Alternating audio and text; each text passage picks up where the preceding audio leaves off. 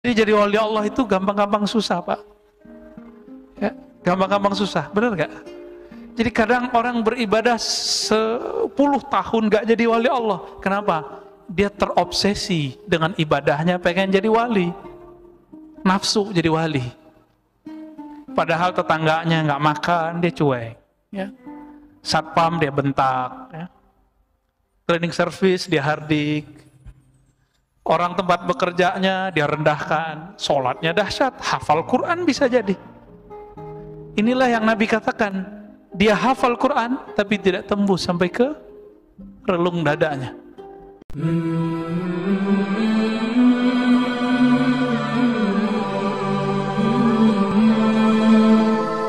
Jadi jadi wali Allah itu gampang-gampang susah, Pak. Ya, gampang-gampang susah, benar nggak? Jadi kadang orang beribadah 10 tahun nggak jadi wali Allah. Kenapa? Dia terobsesi dengan ibadahnya, pengen jadi wali. Nafsu jadi wali. Padahal tetangganya nggak makan, dia cuek. Ya. Satpam dia bentak. Ya. Cleaning service dia hardik. Orang tempat bekerjanya dia rendahkan. Sholatnya dahsyat, hafal Quran bisa jadi. Inilah yang Nabi katakan, dia hafal Quran tapi tidak tembus sampai ke relung dadanya. Makanya hati-hati, Pak. Sekarang banyak program tahfiz, benar nggak? Itu bagus. Cuma hati-hati, karena Nabi juga mengabarkan nanti khawarij, manusia tapi bersifat seperti monster. Mereka hafal Quran tapi hafalannya tidak tembus sampai ke kalbunya. Kenapa? Mereka mendulukan hafalan, tidak mendulukan iman.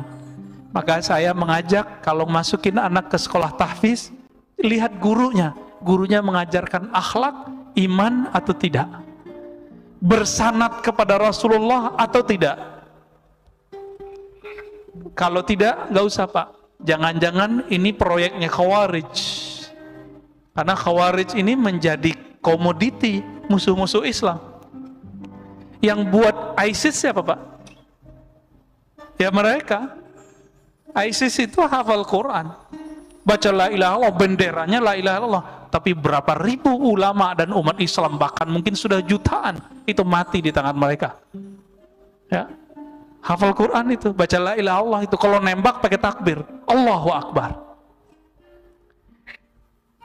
Guru saya, Syekh Taufik Al-Buti, ketika datang ke Indonesia jauh sebelum pandemi, beliau menceritakan bagaimana sedihnya orang-orang di Aleppo. Orang di Aleppo nggak ada urusan, Pak, sama ISIS, tapi ISIS ingin berlindung di balik masyarakat. Lalu mereka bomlah pusat pembangkit tenaga listrik, lalu kemudian pusat air bersih. 3 bulan tidak ada cahaya, tidak ada listrik, 3 bulan tidak ada air bersih. Dan mereka ngebom itu sambil takbir. Itu takbirnya sampai di mulut, nggak tembus ke kolbu. Kalau nama Allah bertahta di kolbunya, masa dia nggak kasihan sama orang-orang yang tidak minum dan tidak makan itu? Itu yang kita anggap mujahid. Mujahad namanya, orang jahat itu. Dan jangan biarkan negeri kita dimasuki oleh mereka. Jangan sampai. Jangan biarkan masjid-masjid kita dimasuki, disusupi oleh pemikiran mereka. Ya, kita harus jaga-jaga ini, Pak. Maka ini benar-benar harus ahlus sunnah yang moderat. Jangan ngaku-ngaku ahlus sunnah, bisa gawat nanti. Mereka juga pinjam tuh nama ahlus sunnah. Ya, hati-hati. Kembali ke teks ini.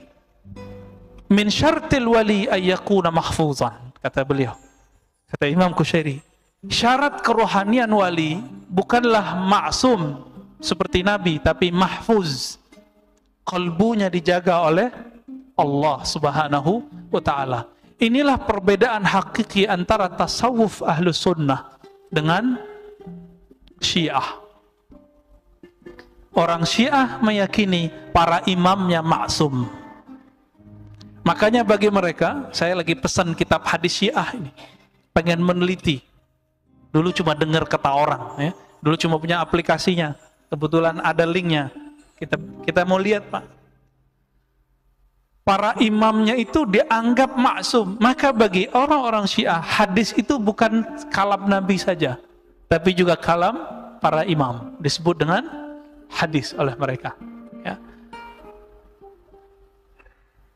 Ada persoalan lain di sini. Ikhtalafu fi anna al-wali hal yajuzu ayya'lam annahu wali am la.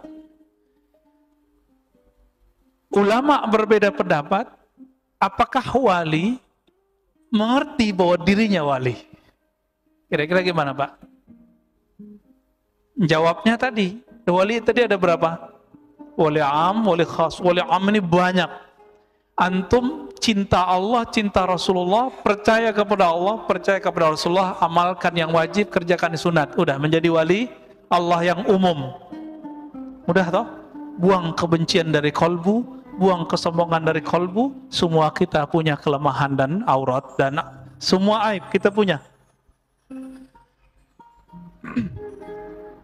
Wali yang begini gak sadar kalau dirinya wali. Tapi wali yang khas, yang Allah sudah ganti sifatnya, masa dia nggak tahu kalau dia wali? Pasti dia tahu dirinya wali. Sebagaimana Nabi tahu dirinya Nabi. Dalilnya, satu kali Nabi ditanya, ini hadis diriwayatkan oleh Imam Ahmad, Imam Darimi, dan imam-imam yang lain dengan riwayat yang berbeda-beda. Hadisnya Hasan. Al-Hasanu yuhtajju kas-sahih. Hadis Hasan dipakai seperti hadis yang sahih. Apa kata Abu Dzar? Ya Rasulullah, di riwayat lain Abu Darda, ya. Kapan engkau tahu bahwa dirimu seorang nabi? Apa jawaban Nabi Muhammad SAW? Ketika ada dua orang bersayap datang, putih-putih, lalu berbicara di depanku ketika aku sedang bermain dengan anaknya Halimah Sa'diyah. Apa kata satu malaikat? Kata satu malaikat, huwa, huwa, gitu bahasa Arabnya. Apakah dia ini yang dimaksud oleh Allah? Kata malaikat satu lagi, iya. Yang satu lagi ini Jibril. Betul, dialah orangnya. Karena Jibril ketika Nabi Muhammad belum lahir sudah bolak-balik datang ke Aminah mengabarkan, nanti kamu akan melahirkan seorang anak yang Nabi dan Rasul. Jadi Aminah sudah tahu anaknya Nabi dan Rasul. Lalu kemudian apa kata Nabi?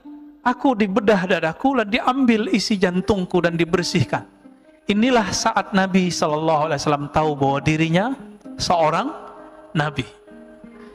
Dikiaskan dengan ini, maka wali juga tahu dirinya wali jika dia mengalami proses yang hampir-hampir mirip tapi berbeda. Ya, bisa jadi kalau Nabi kan langsung fisik, jika wali mungkin dalam mimpinya. Ya. Ada orang jadi wali bukan dengan banyak sholat tadi Pak, atau banyak baca kitab. Karena banyak yang baca kitab malah jadi takut jadi wali. Ya, dikira wali itu gila, dikira wali itu majzub, karena kabar-kabar yang dia dapat wali itu aneh-aneh. Padahal wali itu, wali yang khas ini dibagi lagi. Di antara wali yang khas itu, ada yang hanya tahu bahwa dirinya wali, yaitu Allah dan dirinya, berdua aja. Wali yang khas tadi. Ada yang kedua, baru kita pakai kaidahnya, la ya'riful waliyyu illal wali. La ya'riful waliyya illal waliyyu, ya. Tidaklah mengenal seorang wali kecuali dia juga seorang wali. Yang ini jumlahnya juga tidak banyak. Setiap masa paling-paling Allah cuma berikan 124.000, terutama di akhir zaman ini. Sejumlah dengan jumlah sahabat, sejumlah dengan jumlah para nabi. Berapa jumlahnya? Jumlah umat manusia berapa? 7 miliar, ada. 124.000 kita jadiin aja 100.000. Berapa persen dari 7 miliar? Berapa persen, Pak? Dikit apa banyak? 0, ya. Berarti yang jadi kekasih Allah cuma 0, sekian. Maka kita nggak boleh GR juga Pak, kita wali apa bukan? Ya. Dan wali tidak diangkat oleh jamaah, ingat. Wali tidak diangkat oleh murid. Wali diangkat oleh Allah, oleh Rasulullah, atau wali di zamannya. Itu yang angkat wali Allah. Ya, 6 tahun atau lebih dikit, 6 atau 7 tahun. Dan itu lama. Ya. Seorang Nabi Musa, Nabi loh, masih berguru. Antum siapa? Ya, orang luar biasa. Ngelewatin Nabi Musa? Tentu tidak. Maka karena kita bukan seorang yang hebat, bukan juga seorang Nabi. Nabi pun masih belajar. Masa kita tidak belajar? Ya. Maka saya yakin yang hadir ini orang-orang yang dapat nur Musawiyah. Ya. Nur Nabi Musa mau belajar. Alhamdulillahirabbil alamin. Ini barisan pertama. Siapa? Nabi Isa, Nabi Khidir, Nabi Ilyas. Ada 3. Ini riwayatnya, kalau versi saya, sahih. Tapi digabung antara ilmu hadis dengan ilmu ruhani. Cuma kalau versi ilmu hadis yang sahih cuma Nabi Isa. Ya. Ulama-ulama ahli rohani, wali-wali Allah, ya, kalau kita temuin mereka bilang, wah ini semuanya Nabi Isa turun, Nabi Khidir juga, Nabi Ilyas juga. Ya. Itu yang pertama, ini barisan pertama. Berikutnya siapa lagi? Sebagaimana, ini rumusnya adalah al-ulama warathatul anbiya, ulama pewaris para nabi. Kemudian ada rumus kedua, ismuhu yuwati usmi. Tanda-tandanya, kemuliaannya, ciri-cirinya sama dengan ciri-ciriku. Sayyidina Muhammad SAW, biasakan kalau nyebut Nabi pakai Sayyidina. Itu bukan masalah NU Muhammadiyah. Kitab-kitab yang saya baca, ditulis sebelum ada NU dan Muhammadiyah, mereka nyebut Nabi dengan Sayyidina. Imam Taqiyuddin Al-Husni, pengarang kitab Khifatul Akhyar, itu nyebut Nabi selalu Sayyidul Wujud. Nabi Muhammad juga mengatakan, Ana Sayyidul Wadi Adam, aku adalah Sayyidnya manusia. Sayyidnya manusia. Ini depan saya manusia bukan? Manusia apa jin? Mungkin ada jin yang nyerupain kali ya. Sayyid waladi Adam, anak keturunan manusia, akulah Sayyidnya. Hatta Nabi Adam butuh syafaatku. Hatta Nabi Ibrahim butuh syafaatku. Hatta Nabi Musa, Nabi Isa butuh syafaatku. Ini dibutuhkan syafaatnya. Terus antum nyebut-nyebut nama beliau Muhammad. Ya nggak sopan lah. Kecuali ada namanya Muhammad apa nih? Ada namanya Muhammad Fadli gitu ya. Berarti nama orang selain Nabi Muhammad, nggak ada masalah. Guru kami yang dari Mesir, dari Yaman, dari India, dari Suria, itu hampir semua nyebut nama Nabi pakai Sayyidina. Ya. Kadang-kadang saya sih kecoplosan juga menyebut nggak pakai Sayyidina. Baik. Nabi Muhammad SAW ketika beliau berdakwah itu ada 4 sahabat utama di sekitarnya, benar. Sayyidina Abu Bakar, Umar, Utsman, Ali, benar. Maka nanti juga akan ada penasehat atau orang-orang penting beliau. Itu sekitar 4 orang bersama Nabi Sayyidina Al-Mahdi. Ini rumus-rumusnya ngikutin pola Nabi, Pak. Enggak jauh berubah. Nabi Muhammad SAW, ini lapis kedua tadi. Ada 4. Apa sebutannya itu? Sayyidina Abu Bakar itu sebutannya apa? Antum kasihlah istilah ya. Penasehat nggak mungkin, masa Nabi dinasehati. Apa sebutannya, Pak? Panglima kali. Ya, menteri. Menteri lah ya. Menterinya Rasulullah. Atau wakilnya Rasulullah 4. Ini 4 nih. Sayyidina Abu Bakar, Umar, Sayyidina Utsman, Sayyidina Ali. Ya. Ahlus sunnah tidak membenci sahabat. Ya. Ini lapisan berapa? Yang kedua. Nabi tahun kedua Hijriah, bulan Ramadan, ini biar antum gampang memahami kenapa muncul nanti pembagian-pembagian begini. Semuanya ngikutin pola Sayyidina Muhammad sallallahu alaihi wasallam. Ketika 17 Ramadan dihadang oleh kafir Quraisy yang dibantu persenjataannya oleh Rum. Cuma cerita Rumnya nggak disebutkan dalam beberapa kisah, bahkan banyak kitab. Kitab-kitab sirah nggak menyebutkan itu. Dari mana kita tahu? Kafir Quraisy baru pulang berdagang dari negeri Rum. Dan mereka sudah merencanakan itu. Tapi ada versi lain. Bahwa ini adalah pembalasan dari sahabat.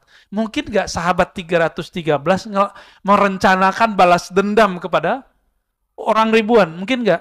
Maka saya mengkritisi kisah bahwa Nabi dan para sahabat merencanakan untuk mensabotase mereka. Itu mustahil. Secara ilmu perang itu mustahil, Pak. Kenapa? Masa 313 lawan ribuan? Itu bukan 1.000, bukan 1.000. Lebih dari 1.000. Orang Arab tuh kalau nyebut 1.000 artinya banyak.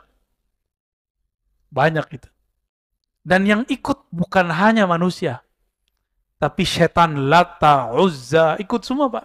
Ada berapa jumlah iblis yang disembah di Ka'bah dan jadi berhala? Itu nama jin semua, nama iblis semua itu.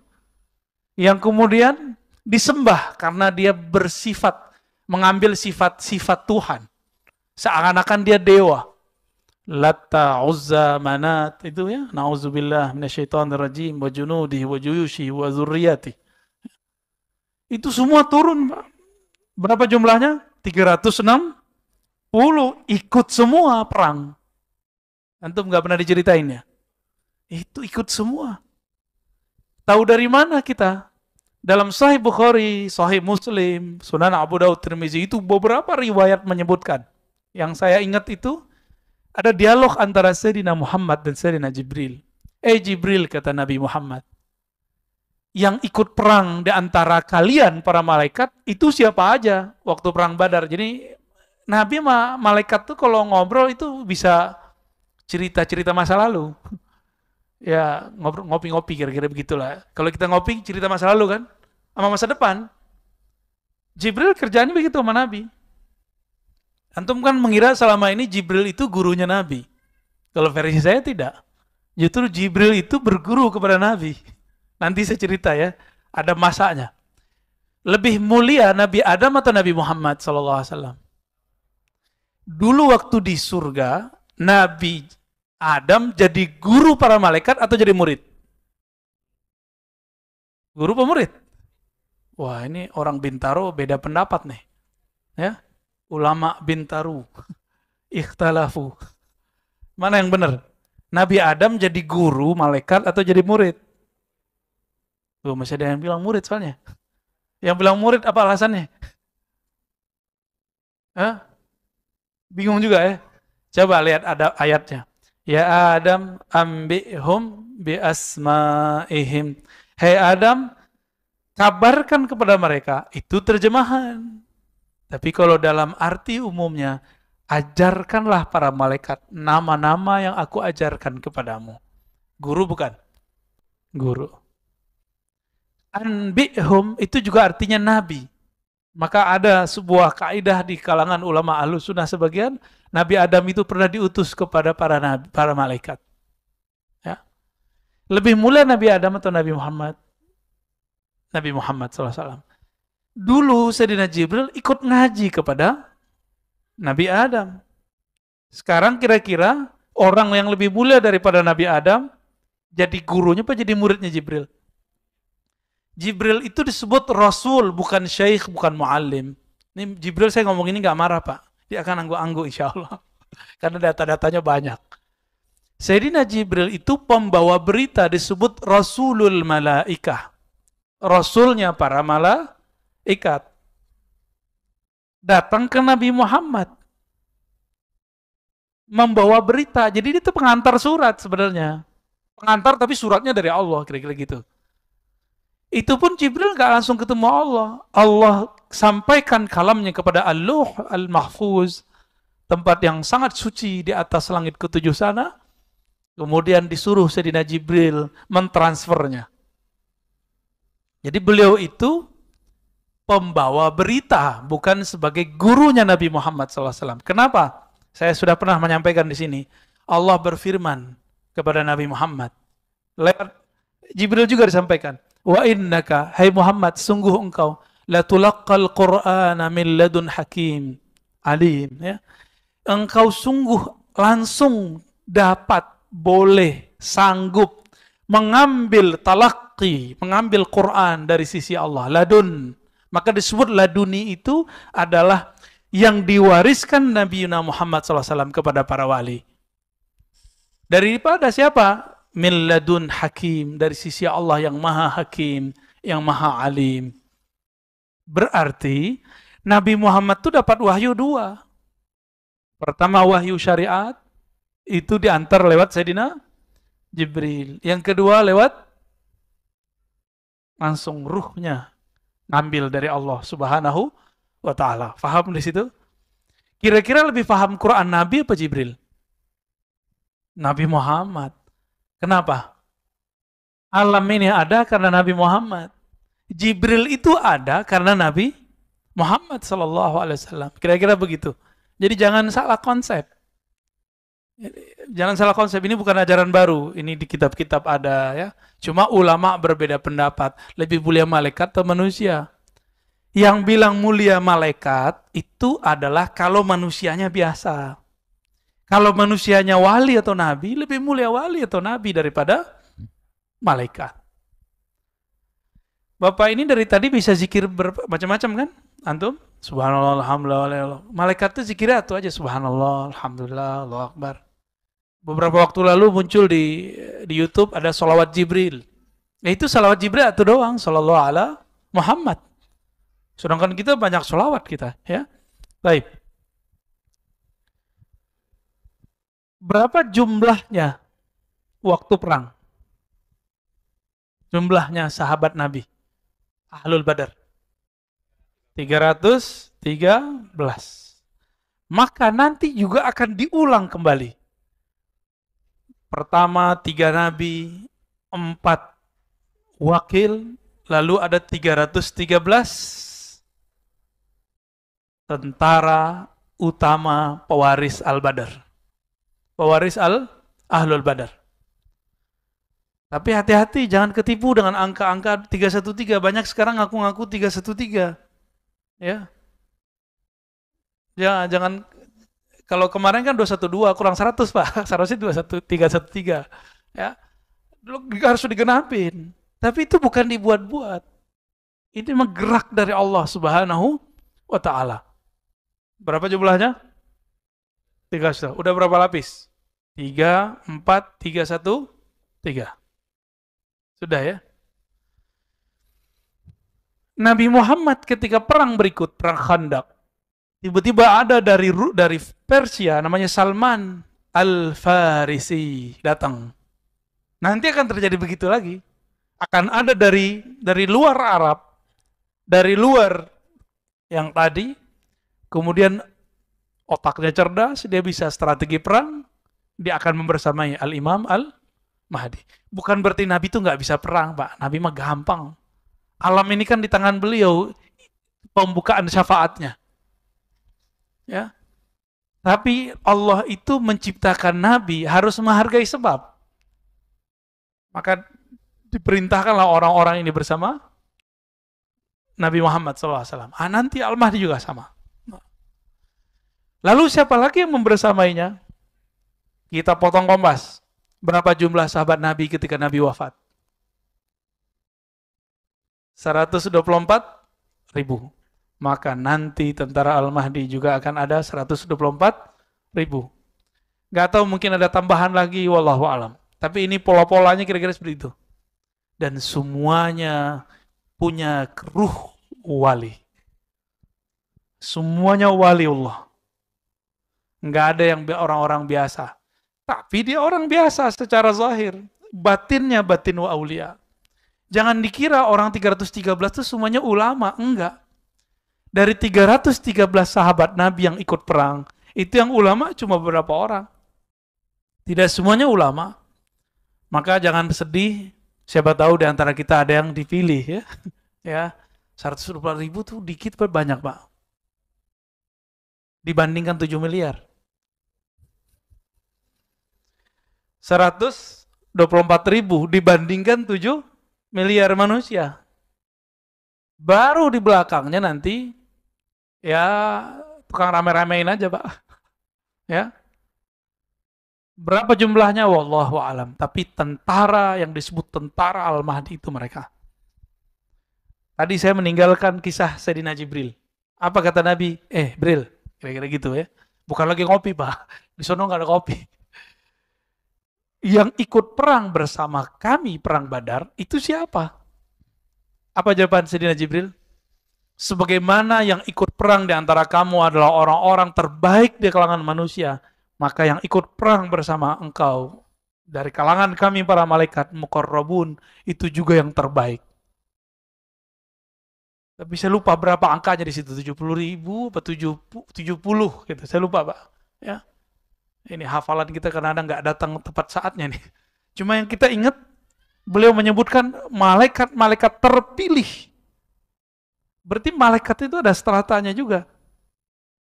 Maka di hadis Muslim saya menemukan seorang sahabat ketika berperang, perang Badar, pedangnya belum sampai ke musuh, musuhnya udah mental duluan. Nanti bisa kejadian begitu, mirip-mirip kayak film-film pendekar ya. Jahat gitu ya. Itu nanti kejadian, Pak. Nah, ini secara barisan barikadenya kira-kira ya. Sekarang siapakah mereka yang 4, yang 313, yang 124.000 itu? Ya, siapa mereka sebenarnya? Yang pertama hadis sudah kita baca di depan. Al-ulama warasatul anbiya. Ulama-ulama itu pewaris para nabi. Apa yang diwarisi dari nabi? Duit? Enggak. Istri? Enggak. Banyak kok wali jomblo. Istri atuh. Kalau nabi kan istrinya berapa, Pak? 13. 11, lalu kemudian saat beliau meninggal ada 9 istri. Jadi bukan itu yang diwarisi ya. Walaupun nanti boleh kalau sudah daulah berdiri tuh boleh nikah banyak-banyak. Nanti kata Nabi, satu laki-laki banding 50 perempuan di hadis Imam Muslim. Ta'dilu khamsina imra'ah. Ya, 50 perempuan. Kenapa? Habis perang.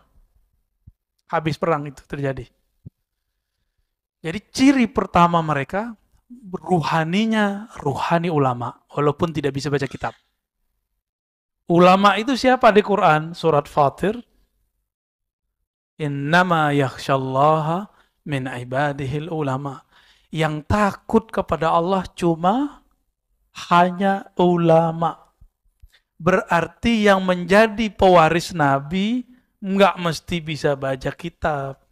Ya, kebetulan saya nggak baca kitab, Pak. Nggak bawa ya. Jadi yang nggak bisa baca kitab nggak usah sedih. Nggak masalah. Tapi ada nggak rasa takut kepada Allah di kolbu? Kalau ada potensi menjadi tentaranya. Ya, kalau ada itu dalam diri saya bisa jadi tentaranya. Kalau umur panjang, kan masa depan itu kita nggak tahu. Ya, la ya'lamul ghaiba illallah. Tidak ada yang tahu alam gaib kecuali Allah Subhanahu wa taala. Kecuali kita dikasih tahu. Ya, itu satu. Yang kedua, siapa mereka? Mereka ini adalah orang-orang yang pribadinya adalah pribadi-pribadi arifina billah. Orang-orang yang mengenal Allah Subhanahu, itu yang level yang ring 1, ring 2 itu, Pak. Itu arif. Apa arti arif? Dia kenal kepada Allah. Sejauh apa dia kenal kepada Allah? Melebihi nama. Dia kenal nama Allah. Dia kenal sifat Allah. Bahkan diberi pengenalan mengenai rahasia-rahasia tentang siapakah hakikat Allah itu. Tapi itu di dalam dirinya, nggak boleh dibuka. Ya, arifina billah. Kenapa? Karena di akhir zaman ini ilmu-ilmu begitu dibuka. Di saat dulu belum dibuka, baru ditaruh dalam tempat-tempat tersembunyi. Sebagaimana dikabarkan oleh Sayyidina Abu Hurairah. Beliau mengatakan, aku diajarkan Nabi 2 karung Satu karung boleh disebarkan, satu karung tidak boleh disebarkan. Yang satu karung ini akan disebar di akhir zaman ini. Ini zaman ini, Pak. Ya. Yang boleh kita sebar itu kitab hadis. Maka insya Allah next kita buat kajian kitab hadis setiap malam Jumat sekali sebulan insya Allah ya. Benar Pak ya. Kalau sekali seminggu saya nggak kuat Pak. Sekali sebulan insya Allah malam Jumat habis Isya kita buat kajian di sini. Kajian kitab hadis Sahih Muslim. Nanti kita pilihkan babnya. Jilid pertama dulu. Siap untuk punya kitab ya? Ya beli kitab di luar kita ngaji hadis di sini. Kita buka dulu yang pertama. Semoga yang kedua ikut kebuka. Ya, karung pertama kita buka itulah hadis Nabi, itulah Quran. Karung keduanya sebenarnya ada di balik huruf-huruf Quran itu. Ada di balik kalam-kalam Nabi itu. Jadi sebenarnya Abu Hurairah itu lagi main-main sama kita, lagi canda-candaan sama kita. Gue punya 2 karung gitu. Satu disebar, satu enggak. Mana ada ilmu enggak dibuka. Tapi disimpan dalam setiap huruf-huruf Quran itu ada sir-sir Allah Subhanahu wa Ta'ala. Kita baca bismillah aja Pak, kalau tahu maknanya, mungkin nggak kuat ngelanjutin sampai ke alhamdulillah. Cuma karena kita tidak tahu rahasia basmalah, ya masih begitu kan? Ketemu virus aja, suzon sama orang. Virus yang jahat kok kita suzonnya sama orang kan? Karena ilmu basmalah nggak dapat. Masih ingat Khalid bin Al-Walid. Dia itu kalau mau perang sama orang nggak langsung nyerang. Ditanya dulu, ada racun paling hebat di sini? Kalau ada, ayo kita sayembara. Siapa yang masih hidup, berarti dia menang. Yang dibaca cuma Bismillah, minum dia Pak. Oh ilmu saya belum sampai ke sono sih. Cuma keyakinan kita, insya Allah kita harus latih sampai ke sana. Gimana caranya? Setiap mau minum mulailah baca basmalah. Apa arti bismillah? Minta izin kepada Allah Subhanahu wa Ta'ala. Ya Allah izinkan aku minum, ngambil kesegaran dari makhlukmu. Insya Allah itu kolbunya akan lembut. Jadi jangan-jangan hati kita ini keras karena kita makan minum tidak menyebut nama Allah. Ya. Tadi cirinya berapa udah? 2. Arifin, ya, kenal. Ini sebenarnya cabang yang pertama. Yang ketiga, dalam hadis Imam Bukhari, Muslim, Abu Daud, Tirmizi sama, tapi lafaznya sedikit berbeda. La tazalu ummati zahirina 'alal haqq. Senantiasalah di antara umatku zahirina 'ala. Zahirin itu artinya menzahirkan, tapi kalau ditambahin 'ala itu artinya tolong menolong. Zahirina al-haq artinya tolong menolong dalam al-haq. Apa arti al-haq? Kebenaran. Tertatih-tatih memperjuangkan kebenaran. Kalau ada usaha berjuang, berarti ada tantangan nggak? Ada musuh nggak? Banyak musuh. Dan kalimatnya di situ cuma ta'ifah. Maka ciri ketiga kelompok itu disebut ta'ifah. Tapi jangan ketipu, banyak sekarang yang ngaku ta'ifah. Istilahnya ta'ifah mansurah. Hatta ya'tiya amrullah. Sampai datang amrullah. Apa arti amrullah? Perintah Allah, satu. Apa arti amrullah? Coba kembali ke Quran. Wa idza sa'alaka ibadi anni. Bukan yang itu. Yas'alunaka anir ruh. Kulir ruh min amr rabbi. Mereka bertanya kepada engkau mengenai ruh. Katakan ar-ruh min amri rabbi. Itu adalah amrullah kalau diterjemahkan. Berarti hatta ya'tiya amrullah, hatta ya'tiya al-ilmu an ruhillah. Itu terjemahan saya, Pak. Ini terjemahan baru, sebelumnya belum ada yang terjemahin begini. Tapi dasarnya pakai Quran. Sampai datang ilmu mengenai ruh. Karena banyak yang salah faham mengenai ayat ini. Dikira wa ma utitum minal ilmi illa qalila.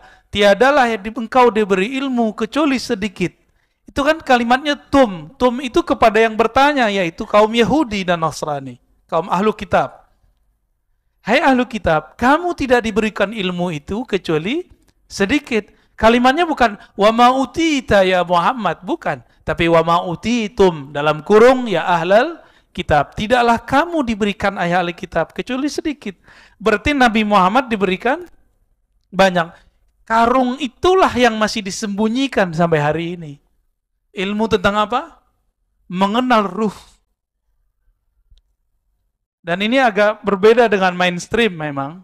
Cuma kan katanya Taifah tidak takut dicaci maki orang. Ya kita, semoga kita bagian dari mereka. Ilmu itu adalah ilmu mengenai ma'rifatur ruh. Kita sudah cek semua kitab-kitab yang ada ya pada kita tentunya, PDF dan segala macam. Saya nggak berani menyebutkan angka kitabnya berapa, terkualat lagi ya. Takut salah. Tapi sebatas yang kita baca dari kitab-kitab yang bahas ruh, semuanya masih ambigu. Yang mereka bahas ruh itu masih arahnya kolbu. Masih dianggap sukma atau jiwa. Bukan. Ruh itu rahasia Allah. Kalau kolbu sudah dieksplor oleh Imam Ghazali. Nafs sudah dijelaskan oleh Imam Ghazali. Apalagi akal sudah dijelaskan oleh para filosof. Ilmu-ilmu yang ada sekarang kan cabang dari akal semua. Ilmu mengenai yang tarekot yang ada di alam semesta hari ini, itu mentoknya di ilmu kolbu. Maka zikirnya zikir kolbu, riadohnya riadoh kolbu. Semuanya di situ. Tapi nggak sampai kepada ma'rifatur ruh. Ternyata ma'rifatur ruh itulah jalan terdekat kepada Allah. Ketika Allah mengatakan, inni qarib, sungguh aku dekat. Itu sedekat kita sama nafas kita. Bukan berarti di dalam diri kita ada Allah, bukan. Itu salah, nanti jadi Allah nyatu ke badan, ya nggak boleh begitu. Tapi dekat sekali, dan dekatnya hanya Dia yang tahu, dan kekasih-kekasihnya. Ya, Allah kasih kunci-kuncian. Dekatnya Allah dan Nabi Muhammad itu seperti qaba qausaini au adna, seperti dua busur atau lebih dekat. Itu Nabi Muhammad, Pak. Jika Al-Imam Mahdi sedekat itu kepada Allah, maka jika Nabi Muhammad sedekat itu kepada Allah, maka Al-Mahdi juga sama. Kan pewarisnya adalah Al-Mahdi. Tadi saya kembali ke hadis pertama, ada yang ketinggalan. Ulama pewaris para nabi. Oke, nabi berapa tadi? 124.000. Sahabat berapa? 124. Jadi sebenarnya, ini antum mungkin jarang mendengar ini. Sahabat-sahabat 124.000 itu adalah pewaris semua nabi. Makanya Nabi Muhammad mengatakan, di antara nabi itu ada yang punya murid, punya jamaah, punya umat, ada yang tidak punya. Di antara sahabat ada yang punya umat, ada yang tidak punya umat, ada yang nggak punya jamaah, sama. Berapa jumlahnya tadi? Nabi wafat, jumlah sahabat 124.000. Tapi yang kedetek ahli hadis, Imam Ibnu Hajar cuma 12.000. Ya, di kitab Al-Isabah, saya ingat saya ada 12.000. Tulis namanya ada. Berapa tadi? 124.000. Yang ketemu namanya cuma 12.000. Gimana tuh? Berapa persen dapatnya? Cuma 10% yang namanya ada. Sama. Nanti tentara Al-Mahdi yang dikenal paling cuma 10%. Yang lain nggak tahu, Pak. Ahlul Badar aja antum nggak tahu kan? Ada yang tahu nggak Ahlul Badar siapa aja? Saya aja nggak hafal semua. Padahal kita baca sering, tapi nggak hafal-hafal semua. Apa begitu ya? Begitulah hafalan kita.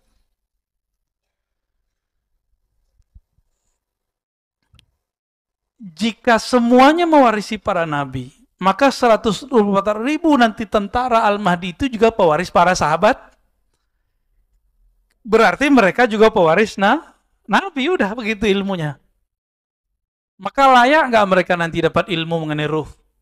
Layak. Bapak coba lihat, teman-teman, saudara, ikhwan, akhwat fillah, coba lihat kisah Nabi ketika beliau di-mi'rajkan Allah Subhanahu wa taala. Itu Nabi ketemu nabi-nabi lain nggak? Nabi Muhammad. Ketemu Nabi Musa lagi sholat di mana? Di kuburnya. Itu yang kelihatan ruh atau apa? Ruh. Itu sholat apaan? Sholatnya ruh. Karena Nabi mengerti ilmu ruh, dia bisa melihat ruh sholat. Maka orang yang tidak mengerti ilmu ruh, pengalaman-pengalaman antum, hati-hati. Pengalaman spiritual, tolong tidak dipercaya. Kenapa? Karena ini alam gaib, itu alam yang antah berantah, alam yang berbahaya. Banyak orang calon-calon wali, bahkan wali dipecat dari kewaliannya karena terjebak di alam itu. Banyak, bukan satu dua. Barsiso, tahu Barsiso? Dipecat, Pak. Jadi cerita wali dipecat dari dulu sudah ada. Itu contohnya, Barsiso. Musailamah, dulu kan belum Al-Kazzab. Musailamah itu bisa melihat malaikat, bisa melihat ngakunya dia. Tapi yang dia lihat bukan malaikat sebenarnya. Yang dia lihat itu iblis menyerupai diri. Lalu ada seorang dekat, jadi bisa jadi ini terjadi pada orang-orang dekatnya Rasulullah. Sama, nanti akan ada orang-orang dekatnya Al-Mahdi. Itu murtad, na'udzubillah min dzalik ya. Semoga kalau kita ditakdirkan bersama beliau, kita bukan yang murtad itu ya. Jadi Nabi diturunkan ayat surah Al-Mu'minun mengenai penciptaan alam, penciptaan manusia. Lalu orang ini selesai menulis, dia mendengar sesuatu. Jadi dia larut terbawa oleh Nabi ke alam malaikat. Malaikat Jibril lagi membacakan lafaz, terdengar olehnya. Terus dibacakan, wahai baginda Rasulullah, aku mendengar lanjutan ayat ini, tabarakallah, ahsanal khaliqin, kalau nggak salah itu ya. Di surah Al-Mu'minun itu. Terus Nabi bilang, betul. Dia ketipu ketika Nabi mengatakan, betul, benar, sahih ente, gitu. Ketipu dia di situ. Nabi kan susah Pak untuk mengatakan tidak kepada orang lain. Nabi itu selalu bilang, iya, kamu benar. Apa dalam batin orang ini? Orang ini lagi diuji. Diuji dia. Ketika dia menjadi penulis wahyu dan mendengarkan lafaz-lafaz wahyu yang Nabi dapat dari malaikat. Apa kata dia dalam hati? Kalau gitu mah gue juga bisa jadi nabi. Kalau gitu mah gampang jadi wali. Oh begini cara dapat wahyu. Oh begini alam gaib. Gampang sekali ya. Kena dia Pak. Kenapa? Nabi Muhammad tidak pernah bilang tidak kepadanya. Karena Nabi itu nggak pernah bilang, oh tidak. Nabi nggak mau menyedihkan orang. Bahkan ketika ayah seseorang dikatakan, Aina abi, di mana ayahku? Kemudian Nabi mengatakan, finnar. Nabi lupa menyedihkan orang, membuat orang sedih. Akhirnya beliau revisi, bapakmu masuk neraka. Nabi untuk menghibur orang ini bawa-bawa pamannya, tapi disebut bapaknya di situ. Sekarang yang nggak mengerti adab kenabian dengan sopannya mengatakan orang tua Nabi masuk neraka. Itu kalau ada zuriat Nabi di sini ditonjok nggak dia tuh? Ya. Tapi Habib mana tuh? Habib kita di sini mana? Ya nggak marah, dia sabar-sabar aja dia. Nggak sopan itu. Sangat-sangat tidak sopan. Apa bahasa makan Allah? Habis isya masih langsung. Azan dulu ya. Oke, baik. Teman-teman yang melakukan Allah ikhwan fillah. Jadi tentara Al-Mahdi itu mereka disebut dengan kelompok Ta'ifah. Sedikit, Ta'ifah itu sedikit, kelompok kecil. Karena kita sudah kasih tahu tadi, jika semua para sahabat 124.000, Nabi juga segitu, maka jumlahnya gak jauh-jauh dari itu. Baru belakangnya itu bayang-bayang mereka, ya orang-orang yang ikut ngintil-ngintil mereka lah, murid-muridnya. Jumlahnya gak banyak, lawan 7M. Kalau habis mah virus ini mungkin habis jadi 6 miliar kali ya. Ya, ini kan virusnya belum turun lagi. Ya, kata mereka ada 6 kan? Ini baru 2 Pak. Ya, makanya sekarang nikmati aja dulu ya. Kita pakai masker lagi yang padat. Vaksin lagi, terserah deh dia mau vaksin berapa kali.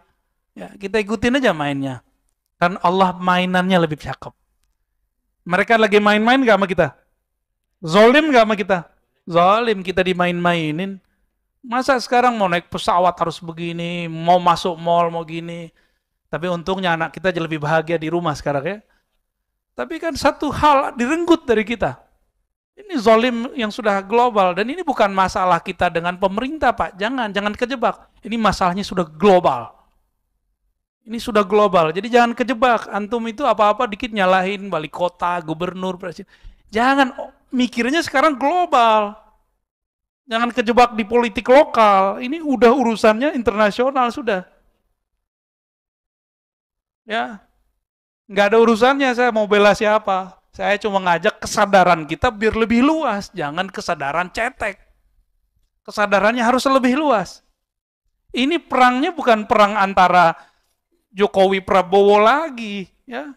Bukan antara PDIP, PKB, komunis dengan salah. Enggak, bukan itu lagi. Enggak, ini buktinya komunis lewat tuh enggak ada, ya. Enggak ada kan? BNPT, Densus menemukan teroris itu kelompok ekstrim Islam, Pak. Kelompok ekstrim atas nama Islam. Nggak ketemu satupun orang ideologi ini, ideologi itu nggak ada. Yang ada berteologi sebelah itu. Yang tauhidnya uluhiyah, rububiyah, al-mulkiyah, al-hukmiyah. Uluhiyah, rububiyah, nomor 3-nya apa dia? Ya, bukan asma sifat, al-mulkiyah, hukmiyah. Kalau asma sifat paling ngebom kita pakai kata bid'ah. Kalau yang udah hukmiyah, itu beneran. Dan Nabi mengatakan, فَإِذَا لَكِيتُمُوهُمْ فَاقْتُلُوهُمْ. Kalau ketemu mereka, perangi mereka. Lafaznya begitu. Tapi ciri-cirinya ribet, Pak. Di Quran disebutkan apa? Di hadis. يَتْلُونَ آيَاتِ اللَّهِ رَطْبًا. Ini saya udah ulang-ulang biar kita aware. Saya ulang-ulang biar Bapak disadar semua, teman-teman sadar semua. Mereka membaca Quran, hafal Quran rotbah. Banyak. Jadi pergerakan akhir zaman ini sama-sama Qurani. Bedanya satu ilmunya ilmu ruh. Satu ilmunya cuma hafalan. Satunya cuma simbol. Satunya makna. Yang makna ini yang kita ambil nanti, ya. Jangan mau diambil. Silakan antum buat rumah tahfiz. Tapi ajarkan ruh beragama, ya. Tafadhal muazzin. Mungkin gak usah tanya jawab ya. Tapi saya lanjutkan aja. Nah, ini yang paling unik. Kalau Taifah itu diberikan ilmu tentang ruh. Ya'tiya amrullah, nasrullah. Jadi ilmu ruh itu adalah inti dari bantuan Allah kepada Taifah. Karena ruh mereka nanti dikuatkan oleh Allah karena mengenal Allah Subhanahu wa ta'ala. Maka di saat-saat berperang nanti itu mereka, karena mereka kekasih Allah, mereka bisa berinteraksi dengan Allah, bisa berkoneksi dengan Allah. Maka Allah izinkan mereka memahami bahasa-bahasa alam. Jadi itu metodologisnya. Allah izinkan batin mereka, bukan telinga ini. Batin mereka memahami bahasa-bahasa alam. Kecuali ada satu pohon, namanya pohon gharqad. Yang sekarang mereka juga lagi tumbuhkan. Bapak kalau bisa bahasa Inggris, bahasa Arab, itu search di YouTube, itu mereka juga sudah menemukan sapi sapi merah, ya. Dan itu langsung dari peneliti-peneliti Yahudi. Dan mereka mengatakan kita sedang menunggu Mesiah. Mereka sendiri ngomong Mesiah itu Al-Masih. Tapi Al-Masih kan ada 2. Isa atau Dajjal. Yahudi senang nggak sama Nabi Isa? Yahudi senang sama Nabi Isa? Yahudi benci dengan Nabi, berarti Al-Masih yang mana nih? Ya yang ono. Semuanya bisa memberitahukan apa kata pohon, tembok, bebatuan, air, semuanya mengatakan, ya Muslim, wahai Muslim, di sini ada musuh Allah, aduwullah, di sini ada musuh Allah. Jadi jumlahnya tidak banyak, tidak sampai 1 M. Musuhnya bermiliar. Tapi tentaranya adalah alam semesta ini. Kecuali 1 pohon itu, Pak. Kecuali jin kafir. Kecuali iblis. Dan mereka, tentara Al-Mahdi ini, diizinkan Allah mendengarkan suara itu. Kalau pohon kan setiap hari dia tasbih sebenarnya. Dia berbicara setiap hari. Membaca tasbih. Tapi kita dengar nggak detik ini? Enggak. Itulah salah satu makna daripada ya'tiya amrullah, yaitu islah. Al-Mahdi. Jadi ciri-ciri terakhirnya adalah mereka diislah bersamaan diislahnya Al-Imam Al-Mahdi. Pertanyaannya, kalau diislah, apa arti islah? Diperbaiki. Berarti sebelumnya Allah kasih casing apa? Casing manusia biasa. Brekele, gak jelas. Orang kalau ketemu dia wah masa wali begitu gitu. Masa Mahdi begini? Apalagi ngaku-ngaku di YouTube kan gak mungkin. Sebelum islah, gak mungkin antum bisa tahu siapa Al-Mahdi kecuali dikasih isyarat kolbunya sama Allah. Secara hakul yakin ya. Pasti ada syak ragu masa. Maka sekarang karena muncul virus, muncul krisis, semua orang akan panik. Di saat panik, orang-orang akan mencari jalan pintas spiritual. Di saat itulah orang-orang gurunya mati, mursyidnya mati, syekh mursyidnya tiada. Di saat itu dia akan mengaku sebagai Al-Mahdi. Kenapa? Dia menemukan ilmu baru. Dikira itulah ilmu yang satu karung yang kedua. Padahal kalau orang nggak berguru, gurunya siapa? Setan. Ya, nanti penciriannya itu aja Pak. Ciri-ciri Al-Mahdi palsu, dia nggak ada gurunya. Ini paling gampang. Paling gampang cek Al-Mahdi palsu. Dan yang paling sedih, ada yang nggak percaya Al-Habaib. Padahal Al-Mahdi pasti Habaib. Berarti tentara yang di sono, musuhnya kita, ciri-cirinya apa nanti? Gak percaya sama zuriat Nabi. Udah sekarang berbaju Islam mereka. Hati-hati Pak dengan kelompok sekarang yang gak percaya dengan habaib. Saya kasih bilang hati-hati aja. Karena belum pasti juga kan. Siapa tahu besok dia berubah. Siapa tahu besok dia dapat hidayah. Ya, kita semoga diberi hidayah oleh Allah dan mereka juga. Jangan bilang semoga mereka dapat hidayah. Lupa mendoakan diri sendiri. Ya, ini ciri-ciri yang paling unik tadi. Tentara Al-Mahdi diberikan kemampuan membaca bahasa alam semesta. Ya. Dan itu bukan halu. Itu langsung setelah Allah islah kalbu mereka. Allah islah batin mereka bersamaan dengan islahnya Al-Imam Al-Mahdi. Dan ada satu rahasia. Islahnya Imam Mahdi itu sama dengan mi'rajnya Nabi Muhammad sallallahu alaihi wasallam. Jadi Nabi Muhammad itu diislah dengan cara mi'raj. Begitu juga dengan Al-Mahdi. Semoga kita yang hadir menjadi tentara-tentaranya, kalau tidak pencintanya. Jika tidak, semoga meninggal husnul khatimah. Jangan sampai ada yang menjadi tentara Dajjal. Amin ya rabbal